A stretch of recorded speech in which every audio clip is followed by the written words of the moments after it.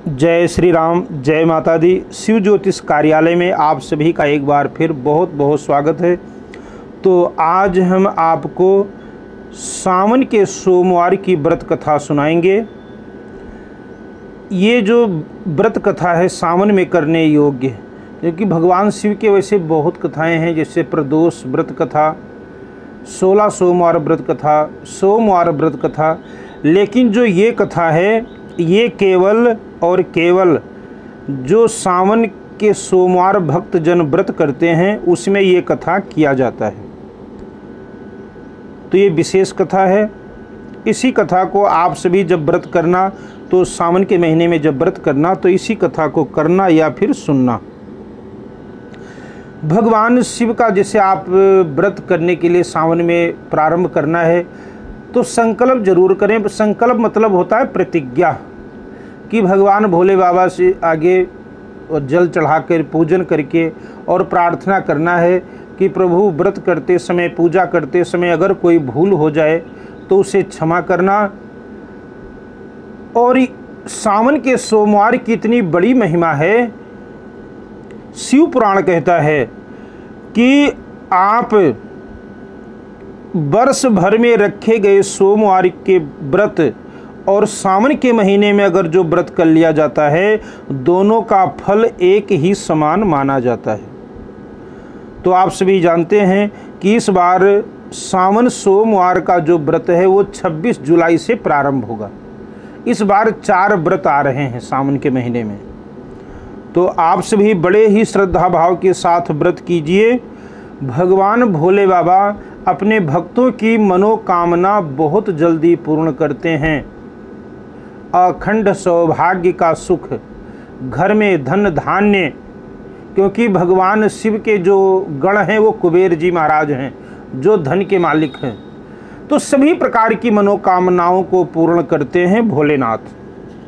तो ज़्यादा समय ना लेते हुए आओ कथा की तरफ चलते हैं। सावन के सोमवार के व्रत की कथा। प्राचीन समय में एक नगर में एक बुढ़िया परिवार सहित अपने घर में रहती थी। उसके परिवार में एक लड़की और 2 लड़के थे। लड़के बड़े थे परंतु अभी दोनों की शादी नहीं हुई थी। लड़की की विवाह के योग्य हो चली थी, लेकिन विवाह लड़की का भी अभी नहीं हुआ था। बुढ़िया धार्मिक विचारों वाली स्त्री थी। उसके घर के पास भगवान शिव का एक मंदिर था। उसमें एक पुजारी जी रहते थे। वो बड़ी श्रद्धा से भगवान शिव की सेवा किया करते थे।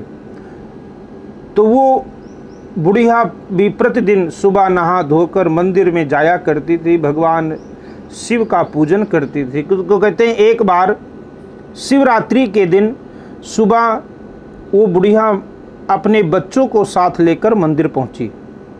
सभी ने बड़ी श्रद्धा से भगवान शिव की पूजा अर्चना किया। घर को वापस आते समय बुढ़िया ने साधु को बच्चों को आशीर्वाद देने के लिए कहा। तो पुजारी जी ने लड़कों को बहुत सा आशीर्वाद दिया, परंतु लड़की को कोई आशीर्वाद नहीं दिया। बुढ़िया ने हैरान होकर के बड़े नम्रता के साथ प्रश्न किया कि महाराज, आपने लड़कों को तो आशीर्वाद दिया, परंतु मेरी इस प्यारी बच्ची को आशीर्वाद क्यों नहीं दिए? कृपा करके मेरी शंका का समाधान कीजिए। तो पुजारी ने सब की ओर स्नेह की दृष्टि डाली और कहा कि मैं इस लड़की को आशीर्वाद नहीं दे सकता, क्योंकि इसके भाग्य में सुहाग का सुख नहीं है। तो पुजारी के वचन को सुनकर सभी हैरान हो गए। सभी के चेहरों पर परेशानी की लकीरें प्रकट हो आईं। बुढ़िया ने पुजारी से प्रार्थना की और कहा कि कोई उपाय हो तो कृपा करके कहें, जिससे हमारी प्यारी बेटी को सुहाग की प्राप्ति हो। हम अपनी बेटी के इस कष्ट को दूर करने के लिए कुछ भी करने को तैयार हैं। अगर हमारे प्राणों की आहुति से ही हमारी बेटी का भला हो सकता है तो हम उसके लिए भी तैयार हैं। उन सब की इस प्रकार की बातें सुनकर पुजारी कुछ देर मौन हो गया। पुजारी ने कहा कि एक उपाय है, परंतु उपाय बहुत कठिन है, इसमें प्राण जाने का भी भय है। पुजारी ने कहा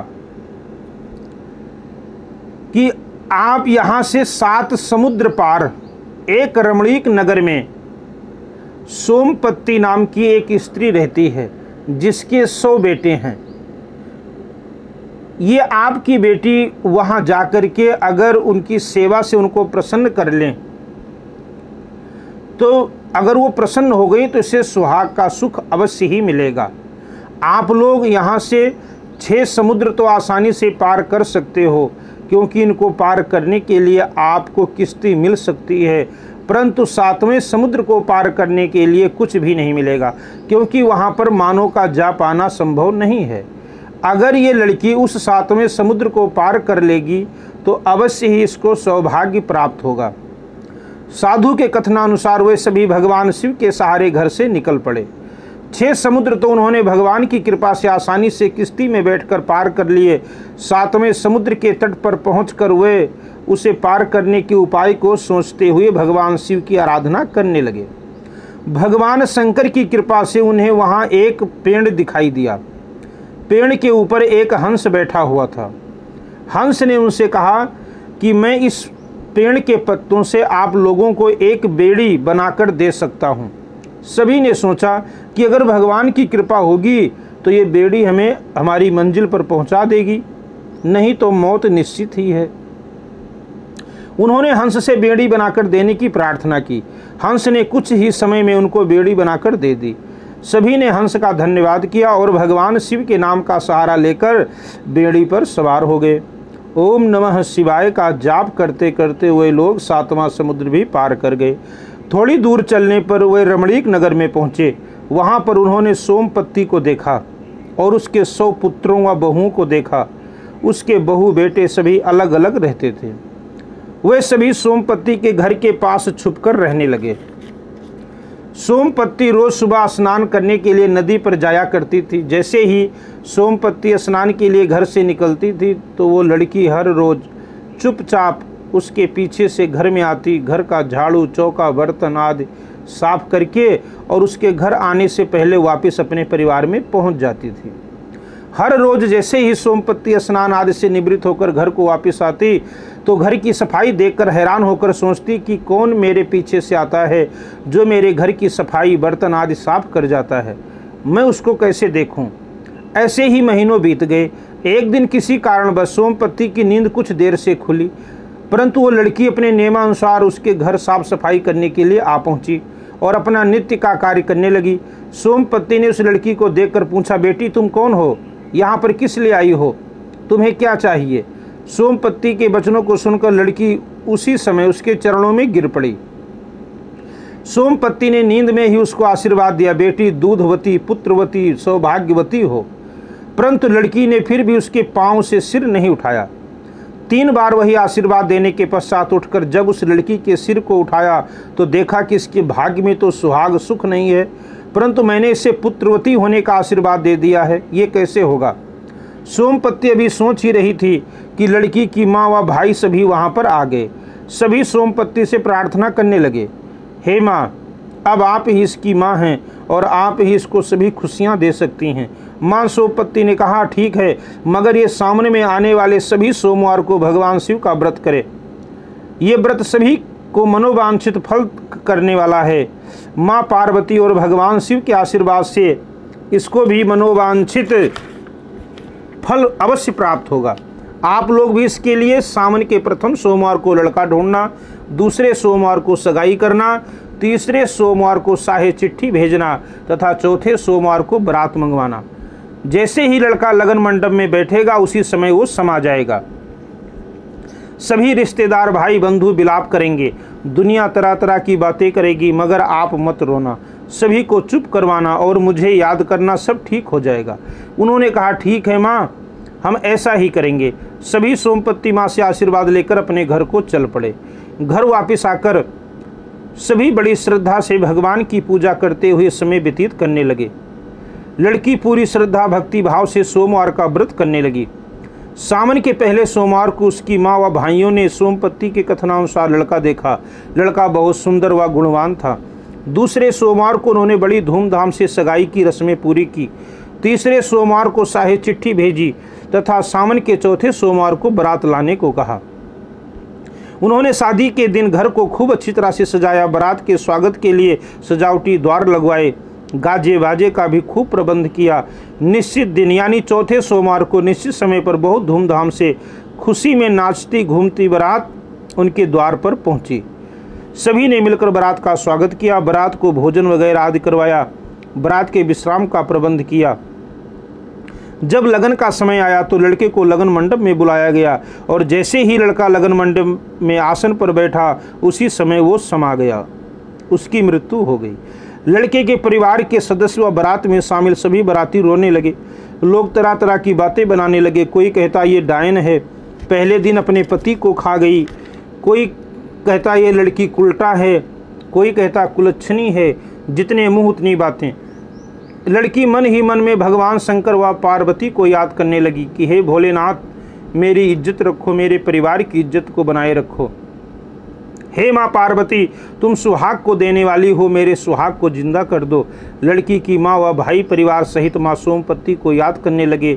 वह सभी बारातियों को ढांढस बंधवा रहे थे कि सब कुछ ठीक हो जाएगा। भगवान शंकर की महिमा अपरंपार है। उनकी पुकार माँ सोमपत्ती के कानों तक जा पहुँची। उसी समय माँ सोमपत्ती ने अपने सभी बहु पुत्रों पर जल छिड़क कर उन सभी को सुला दिया। उनको सुलाने के पश्चात वो अपने पड़ोसन के पास गई और उनको कहने लगी कि कोई भी इनमें से जागे ना और ना ही कोई इनको जगाए। अगर कोई जगाएगा या कोई जाग गया तो वो मर जाएगा। इतना कहकर माँ सोमपत्ती वहाँ से चल पड़ी। सोमपत्ती ने अपने 100 पुत्रों व बहुओं की आयु में से थोड़ी थोड़ी जल के रूप में उस लड़की के सुहाग पर छिड़क कर उसको जीवित कर दिया। लड़के के जीवित होते ही शादी की सभी रस्में पूरी हो गईं। सभी बहुत प्रसन्न थे। शादी संपन्न होने के पश्चात माँ सोमपत्ती से आशीर्वाद लेकर डोली विदा की गई। उसके बाद माँ सोमपत्ती अपने नगर को चली गई। वो लड़की प्रतिवर्ष सावन के सोमवार का व्रत करने लगी और व्रत के प्रभाव से उसके परिवार में किसी चीज़ की कमी ना रही और वो खुशी खुशी अपने घर में सुख से जीवन व्यतीत करने लगी। जिस तरह भगवान शिव ने उस लड़की के सुहाग को जिंदा किया, उसी प्रकार भगवान शिव सबका भला करें और सब को मनोवांछित फल प्रदान करें। बोलो शंकर भगवान की जय। तो भगवान शिव का ये व्रत बहुत ही श्रेष्ठ है। सामने में किया गया भगवान भोले बाबा जी का व्रत और सामने में भगवान शिव को जलाभिषेक जो करते हैं, जल चढ़ाते हैं, चाहे आप पंचामृत से जल चढ़ाएं, चाहे आप कच्ची लस्सी चढ़ाएं, बड़े ही श्रद्धा भाव के साथ भगवान भोले बाबा जी का पूजन कीजिए। भगवान भोलेनाथ आपकी सभी मनोरथ को पूर्ण करेंगे, लेकिन शर्त है आपकी श्रद्धा और आपका विश्वास अटल होना चाहिए। बोलो शंकर भगवान की जय।